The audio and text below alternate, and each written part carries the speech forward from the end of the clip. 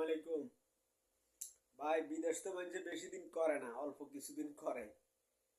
দেখা যাচ্ছে বিদেশে কেউ কেউ আছে টাকার লালচে লালচে থাকিয়ে যায়। 20-22 বছর বিদেশ করার পরও বাইর যায়, 2-4 বছরে মরে যাবে। কারণ এদেশে অনেকদিন থাকলে, বিদেশে অনেকদিন থাকলে বাংলাদেশের আবহাওয়ার সাথে মেলে না, খাওয়ার সাথে মেলে না।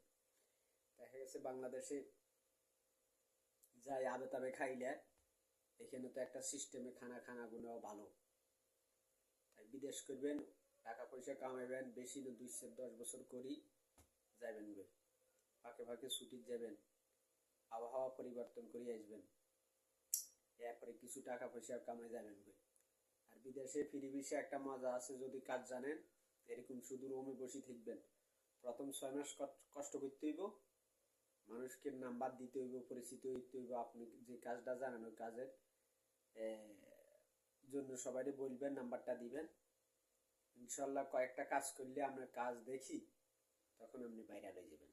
তখন এরমে রোমে বসেই থাকবেন, ফোন আসবে ইয়ারা যাবেন।